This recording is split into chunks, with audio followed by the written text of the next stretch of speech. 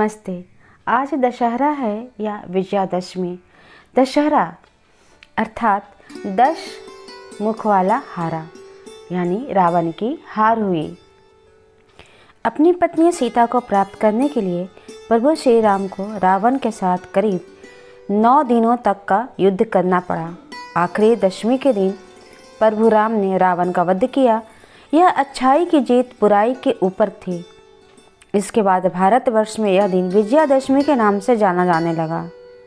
इसलिए जय श्री राम। इस दिन माँ दुर्गा ने महिषासुर का वध किया था, इसलिए माँ दुर्गा को महिषासुर मर्दनी के नाम से जाना जाता है।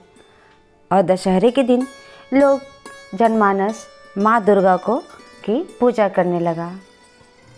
दशहरा या विजयादशमी यह त्यौहार बुराई पर अच्छाई की जीत का जश्न है। यह दिन भगवान राम की राक्षस राजा रावण पर विजय के रूप में मनाया जाता है। दशहरा विजयादशमी आश्विन माह के नवरात्रि के 10वें दिन मनाया जाता है। आश्विन माह के शुक्ल पक्ष की 10वीं तिथि को विजयादशमी कहा जाता है। इस दिन के विजयादशमी नाम के पीछे अनेक कारण शास्त्रों में प्राप्त होता है। यह दिन देवी भगवती के विजया नाम पर विजयादशमी कहलाता है। इस दिन भगवान श्री राम ने लंका पर विजय प्राप्त की थी, इसलिए भी इसे विजयादशमी कहा जाता है। ज्योतिष शास्त्र के अनुसार आश्विन शुक्ल दशमी के दिन तारा उदय होने के समय विजया नामक काल होता है, इसलिए इसे विजयादशमी कहा जाता है।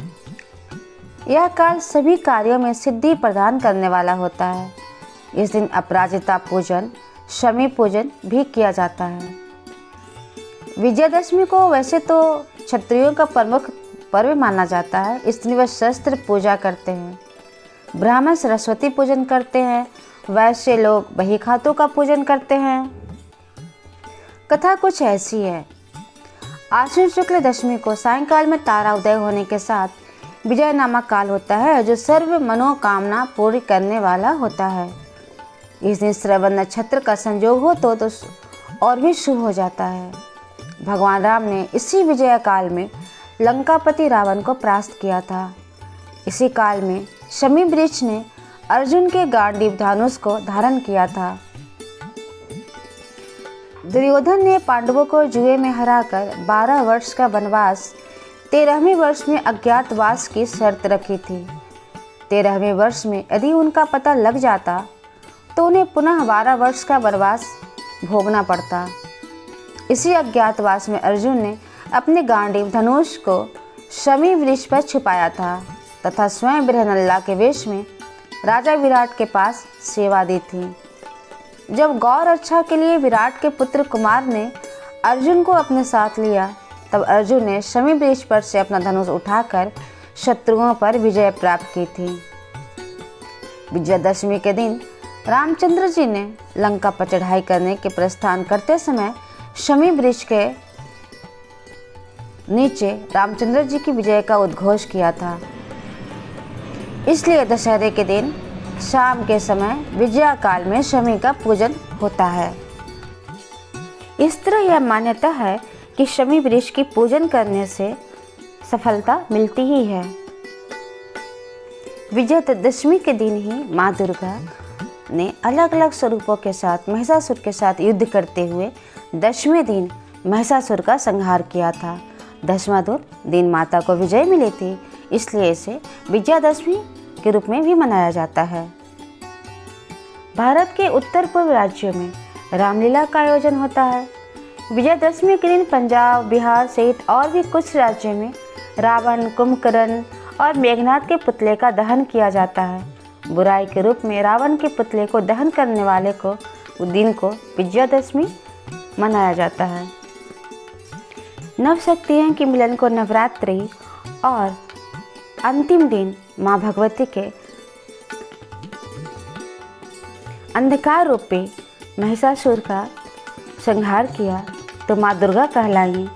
उसी तरह भगवान राम अपनी पत्नी सीता को प्राप्त करने के लिए राक्षस राज रावण का संहार किया तो विजयादशमी कहलाया। इस कथा से हमें यह शिक्षा मिलती है यह हमें यह समझ में आता है कि कोई कितना भी शक्तिशाली हो, उसकी सफलता कायम रहने के लिए उसमें नम्रता होनी चाहिए।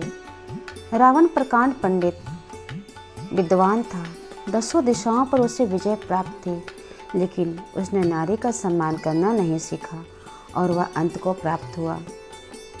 समाज को नारी अगर उसके पहचान और सम्मान समाज ने अगर नहीं दिया है, उसे नहीं मिलती है, तो समाज उस देश का पतन निश्चित है।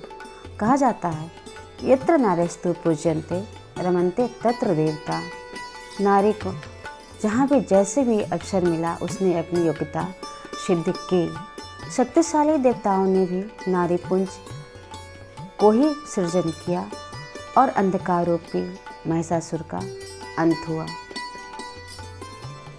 नारी का पूजन करना नहीं चाहिए। माता का पूजन करने से सब समाप्त नहीं होता है। माता का पूजन नवरात्रि तक खत्म हो जाता है।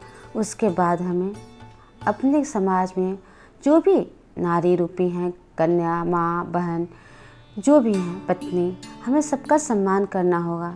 हमें जीवन में सफलता तभी मिलेगी। इतिश्री। यह कथा नवरात्रि और दशहरा के साथ ही समाप्त होता है। तो बोलिए जय माता दी, जय श्री राम।